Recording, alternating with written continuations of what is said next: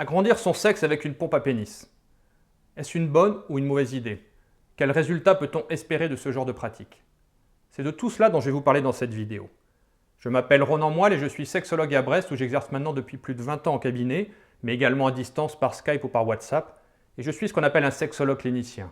C'est-à-dire que tous les jours, je reçois en consultation des hommes et des femmes qui viennent me voir pour que je les aide à résoudre différents problèmes sexuels. Un motif fréquent de consultation en sexologie pour les hommes, c'est un problème lié à la taille du pénis. Soyons honnêtes, nous avons tous un jour ou l'autre mesuré notre sexe, en longueur, parfois en largeur, et dans ce domaine-là, il est plus facile d'avoir quelques centimètres en trop que quelques centimètres en moins. Les hommes sont donc très intéressés de savoir comment avoir un plus gros pénis. Et un des outils qui revient parfois, c'est la pompe à pénis. Je vais vous expliquer ce que vous pouvez espérer comme résultat d'une pompe à pénis et ensuite vous donner un ou deux tuyaux gratuits et efficaces qui vous permettront d'avoir un plus gros sexe. Alors la pompe à pénis, en fait, ce sont des espèces de tubes dans lesquels on enfonce sa verge et dans lesquels on crée une dépression. Il y a des systèmes à eau qui sont en général les plus efficaces mais qui sont assez coûteux, ça peut coûter 300 ou 400 €, et des systèmes à air qui sont en général très peu efficaces. On s'en sert pas mal en sexologie, notamment chez les hommes qui ont des problèmes d'érection et qu'on n'arrive pas à résoudre par d'autres techniques, comme la chimie, comme les médicaments ou les injections dans la verge.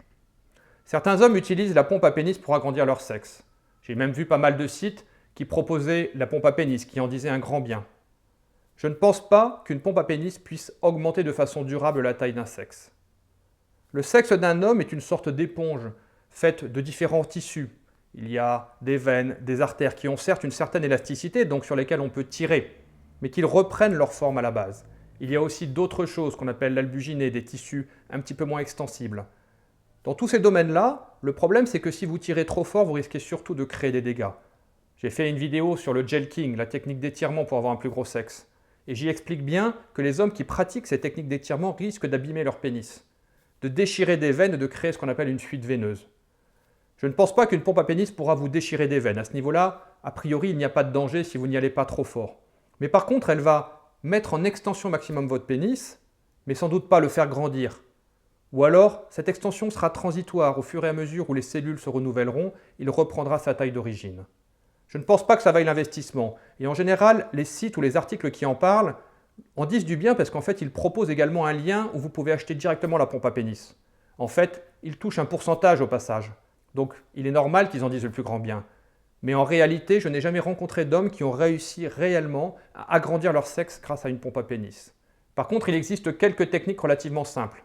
Tout d'abord, une petite astuce visuelle.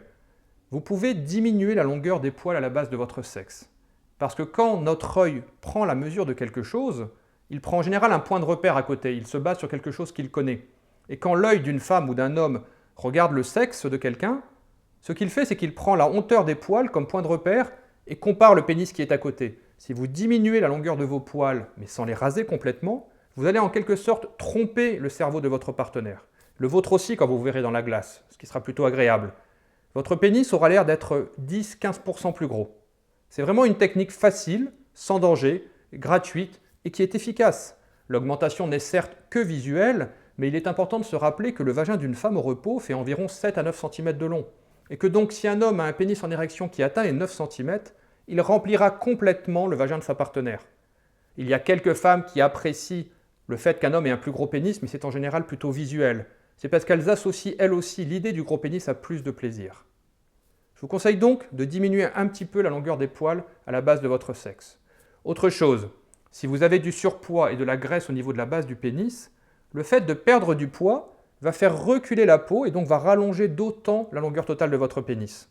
Notre pénis est plus long que ce qu'on imagine, il continue dans notre bassin.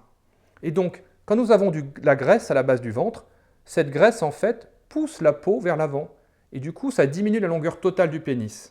Si vous perdrez du poids, non seulement ce sera bon pour votre santé, bon pour votre confiance en vous, mais en plus, du coup, ça va augmenter réellement et mécaniquement la longueur totale de votre pénis. Si vous souhaitez plus d'informations, vous pouvez vous inscrire à ma liste de diffusion privée. Car YouTube étant une plateforme grand public ouverte aux enfants, je n'aborde pas tous les sujets dans mes vidéos. Et je propose aux gens qui le veulent de laisser leur email grâce au lien qui est situé dans la description sous la vidéo et de recevoir de temps en temps des vidéos avec des conseils, des astuces ou des exercices pour mieux faire l'amour, pour résoudre les différentes difficultés sexuelles et pour mieux comprendre l'autre sexe.